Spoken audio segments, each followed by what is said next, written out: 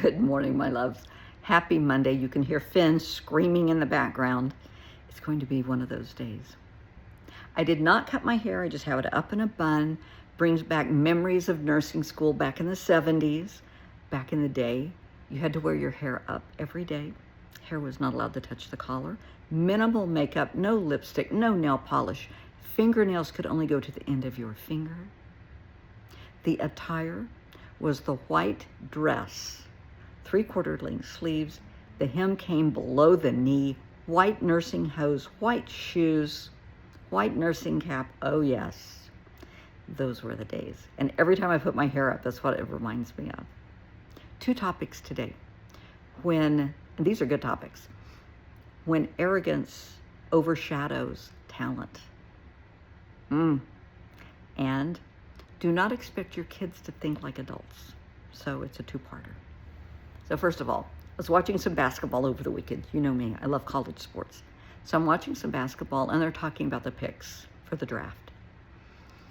And these kids are good. I mean, they are just all kinds of scary good. And you can tell if you followed them through the year, you can see the arrogance starting to come out a little bit because they know where they sit in the draft. Some kids are really humble, and then others, there's a term we used to use back in the day, they're hot dogs. You know, they're just, yeah. And it's kind of funny to watch in a way, but the arrogance is starting to overshadow the talent. I have seen this so many times. You'll have a star athlete in high school that is outstanding, and you know, the recruiters are all over the place, and they start getting the attitude. They go to college. Maybe they're doing great in college, and you know, the scouts are there. They're watching. Are they going to get picked? The attitude. Because the coaches are all over them telling them how great they are. Their friends are telling them how great they are. The community, you know, whatever, the family, telling them how wonderful they are. You're gonna go pro. And that's fine. Finish your education.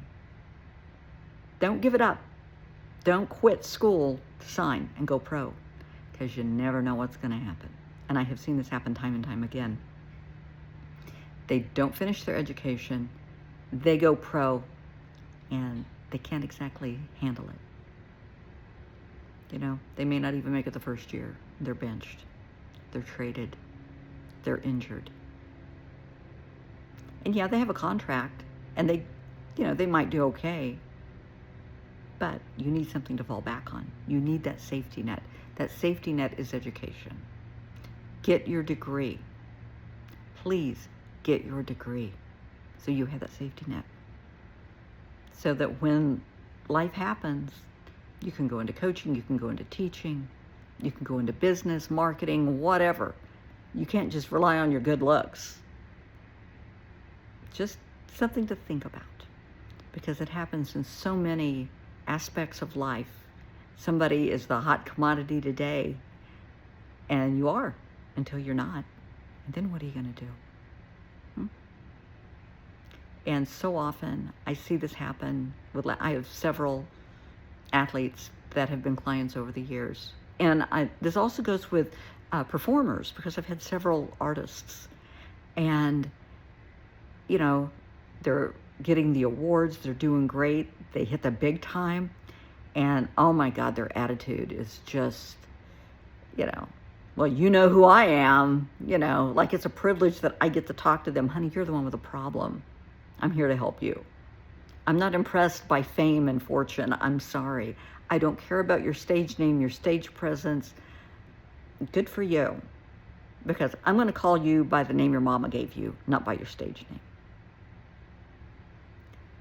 And then again, I know some folks that, again, are star athletes, Grammy-winning artists that are just the coolest people on the planet. And if they see this, they know I'm talking about them.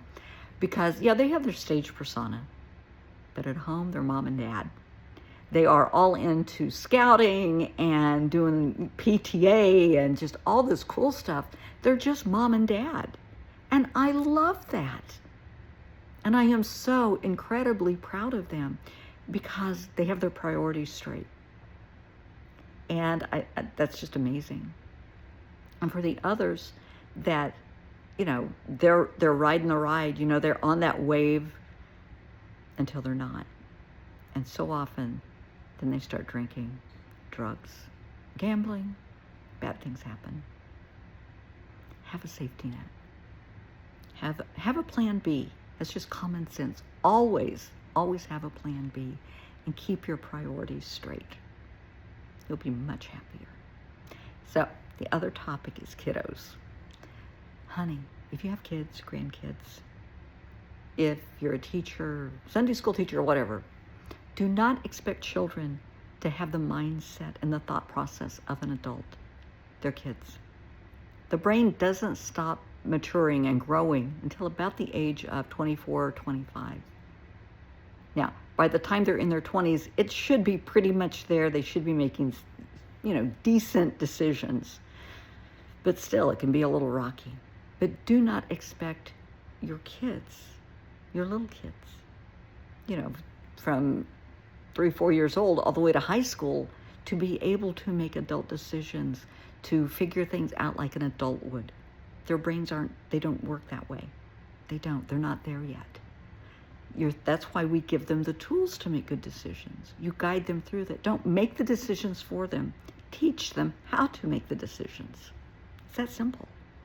So when they come in and they have a crisis on their hands, whatever it is, have a code phrase in your family. That means, I got a big ass problem, Mom. I need your help. I did this with my son. He could come in and say, Mom, we got to talk. And at that point, I knew we had a problem. No punishment, no judgments. Let's talk. Let's figure this out. We're in it together. That is such a huge sigh of relief to a child to know you're in their corner and you have their back, no matter what. No yelling, no screaming, no judgment. We're going to get through this together. That's big. And when they come in and they have to tell you they failed a test, they lost a library book, they got a 6 out of 100 on a spelling test, it's a big thing to them. It's huge. So don't yell at them. Don't scream at them. Give them a hug. Say, okay, we're going to talk about this. But don't come unglued. Screaming and yelling at them just makes them feel worse. It's just ruining their self-esteem. They're going to feel lesser and lesser of themselves. They know you're not going to approve of this situation. They know that. Tell them, I am not happy with this. What do we need to do to fix it? Let them make a couple of suggestions, because you already know what needs to be done. But let them make some suggestions, okay? Let them try and figure it out. Well, maybe you need to work on your spelling words more than playing your video games. A little common sense. The library book that you bring home, the one that they lost, it doesn't leave the house. You're not going to take it to grandma's house. You're not going to take it to the neighbors. You're not going to take it to the park. It stays at the house so you don't lose it again. Common sense. But let them make a couple of suggestions. But give them the tools to work out the problems. Help them develop their brain. Bottom line. And kids feel things so much bigger than we do. To them, anything that happens in the family is their fault. If mom and dad are fighting, they see it as it's probably my fault. Mom's crying, it's my fault. Dad's mad, it's my fault. Maybe mom and dad had a bad day at work. They don't see it that way. They internalize everything. They feel things big. If something really bad happens in their world, they are incredibly sad, incredibly tearful. Console them. It's just how a child is wired. If something really cool happens that might not mean a whole lot to you, and they are just over the moon happy, let them be happy. Don't say, oh, that's nothing. I remember being little, and my parents, my mom was just special. You don't know problems.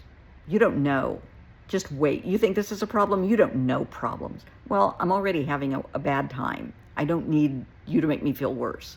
And it really wasn't that big a deal looking back. But at the time, when you're 12 or 13, it's huge. It's monumental. You know, kids, especially teens, from, I don't know, like 10 years old on, they start thinking about clothes and boys and girls and dating and who likes me, who doesn't, how can I be cool and assimilate, all the silly stuff. It's a big thing to them. Stop. Think back to when it was you and your friends, how you felt, how your parents handled the situation. Learn from that. Parenting can be a learned behavior. Your parents learned from their parents. You picked up some habits from your parents. Think about it. Are those behaviors ones that you want to exhibit to your kids? Are you overly critical? Are you a helicopter parent? Are you apathetic and just, hey, you do whatever, I've got my own life, you do you. Think about it. Kids need love, they need structure. They need to know that you care, that you're involved, and they need to hear the words, I love you. Don't assume they know it. They don't. Tell them. Show them. It's okay to say, I love you to the moon and back, but right now, I do not like you. I do not like your behavior. That's okay. But let them know no matter what, you love them and you're there for them. You're in it together. It's a team effort. All day, every day.